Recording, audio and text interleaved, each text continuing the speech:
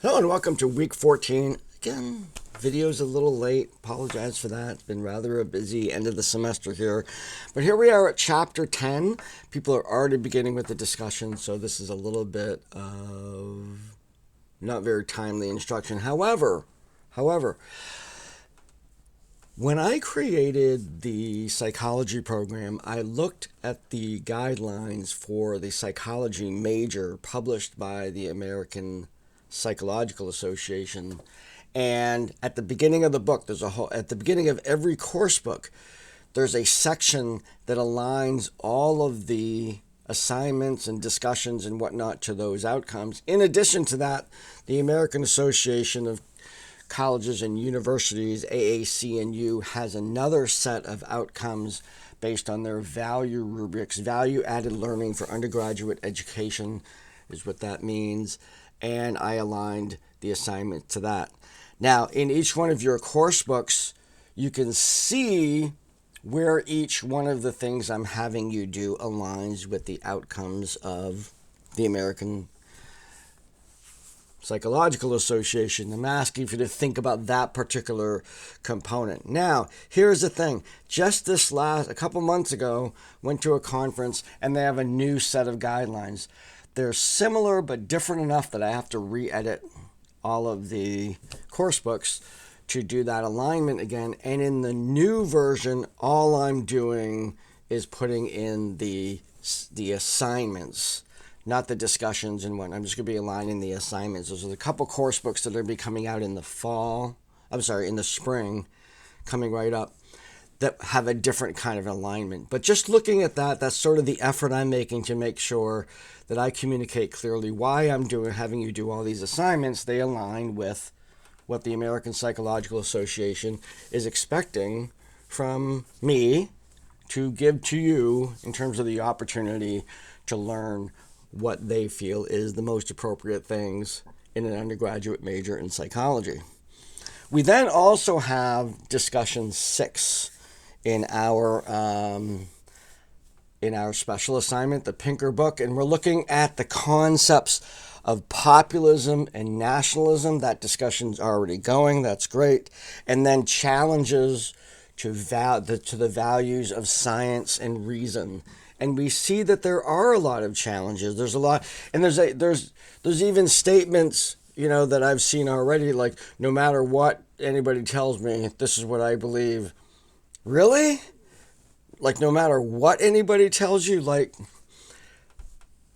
we need to be a little bit more open-minded than I'm not saying that we as a class are doing that. You see that in the world a lot. Like, no matter what, this is what I'm going to believe. Wow. I don't think there's probably anything in my life that holds that sort of.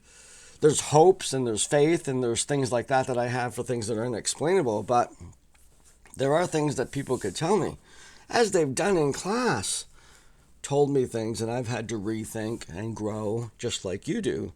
So the discussions about those things, this idea that, I'm of the idea that the most intelligent, most highly educated people should be making the most important decisions.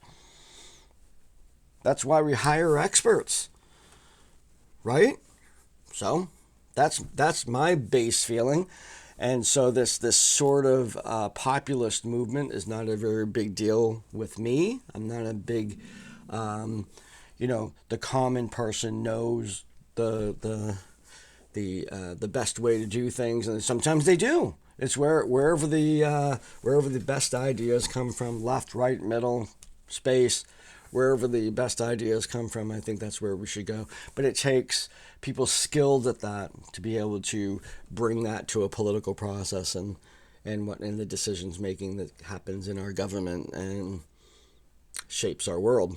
So that is chapter 10. We're looking at the outcomes assessments as I built them into the course books. There's been some good commentary on the course books themselves, the editing and the need for editing, and I really, really appreciate that.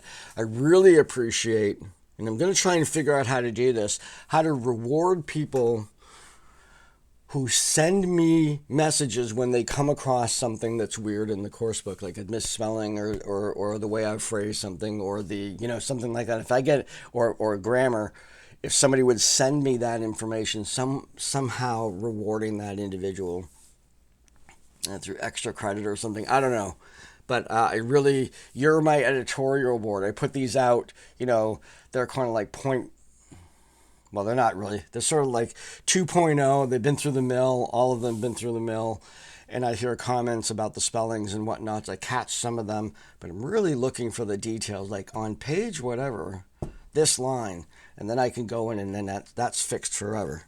So really looking forward to if I could hear from people that way. Voluntary for now, but actually going into next semester, I've been brainstorming how I can make that a more formal process and recognize your editing importance in the development of these resources for students, because they affect, the psych and social ones affect every student on this campus.